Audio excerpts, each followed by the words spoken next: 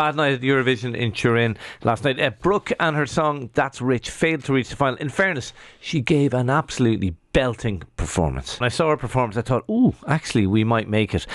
We didn't, and it's the bookies were right once again. I think in 20 years we've had 2 top 10 finishes. We've had no top 10s in the past decade. We haven't qualified for the final since 2018. I think we've only made the final 3 times in 10 years. Like, we're a bit of a joke when it comes to Eurovision. Do you care?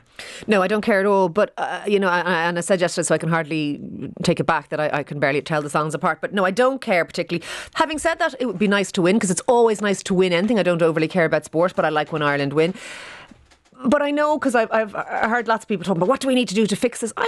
Music is really subjective. I don't know. I mean, there's tons and tons of countries in the Eurovision. I'm not entirely sure that we can introduce a system that will be, foolproof in some way, that will always. You can't, but you can introduce a system whereby we're competitive. I mean, Sweden have done it. Sweden make a huge deal. Sweden have won once less than us. Yeah, but in the last 10 years they've won twice. They've done it by actually taking the entry system seriously. They have a huge competition in which people compete to represent Sweden, and it's a massive deal. Like, we do it on the Late Late Show. It's a wing and a prayer stuff. You can't expect to come up with a good song.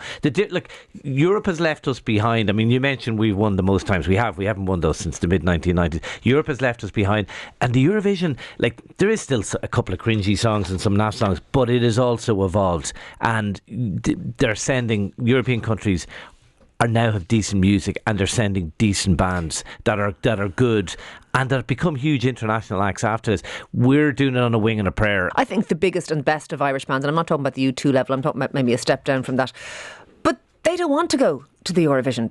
In fact, if they were offered a chance to go to the Eurovision, they'd probably turn it down, because they heard for years people sniggering at Johnny Logan. He's really big in Turkey, he's really big in Germany, and people kind of laughing at it. So, we're a bit snippy about it. We definitely are. And I think if actually some of those bands looked at, say, how successful last year's winner has been since winning, they might have a different view, because it is a huge ticket to success. Like, does it matter? Look, it's not hugely important, but in terms of selling the country, like, look at Italy, like watching the Italian hosting of it last night, and all those little postcards from around Italy. Like, the viewer figures are enormous. Yeah, they are enormous. Over 40% of 15 to 24-year-olds last year were watching the Eurovision Song Contest. Like, it's a massive, and considering how audience. little that demographic watches things like terrestrial television, I totally get that. That's huge. I would like to see us win. Do I overly care? No. Do I overly think that we can? Do I really believe we can bring in some system that's going to save us here? I'm not sure that I do, but we can bring in a system. You can never guarantee you're going to win, but you can bring in a system that would mean Are you saying we qualify the late system isn't good enough? I am. It's exactly what I'm saying, and no disrespect to the late, but that's not where it should be.